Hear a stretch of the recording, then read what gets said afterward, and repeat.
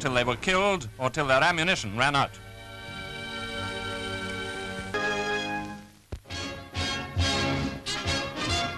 Hammond must win the toss, the critics said.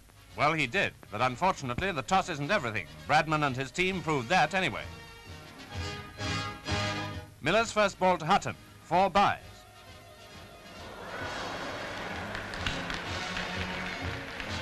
Miller was bumping them down once Hutton took evasive action a bit too late.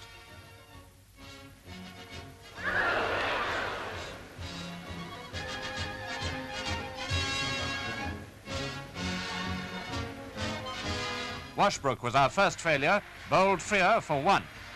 Hutton, after making 39, was Johnson's first victim, and now things began to look really disastrous. Compton went for 5 runs. But surely we could rely on Hammond. The crowd gave him a good cheer anyway. Almost at once, a confident appeal was not allowed, but he was soon caught Talon, bowled McCool for 1 run. McCool to Edrich, who was putting up a sterling defence and gathering runs. Johnson to Aikin, who, like Edrich, passed his 50. Here's Edrich getting his. He went on to make 71.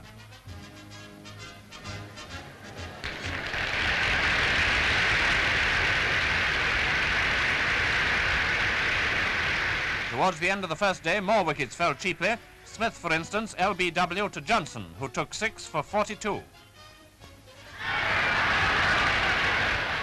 Next day, the MCC were all out for 255 on what's reported as a plum wicket. Bedser to Barnes, who opened with Morris, but before lunch the wind and the rain took a hand. In fact, a real downpour flooded the field.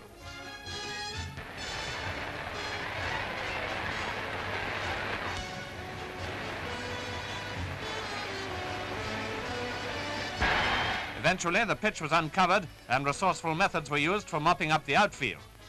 Then the news flashed round the world. Bradman was limping. This was something of a sensation, but so was his innings of 234 later on.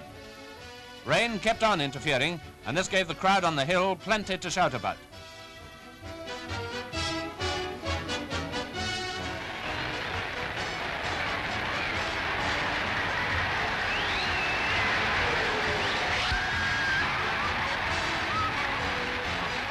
Our first impression of the second test ends with the bowling of Morris by Edrich. But thanks to Barnes and Bradman, the Aussies put up another huge score.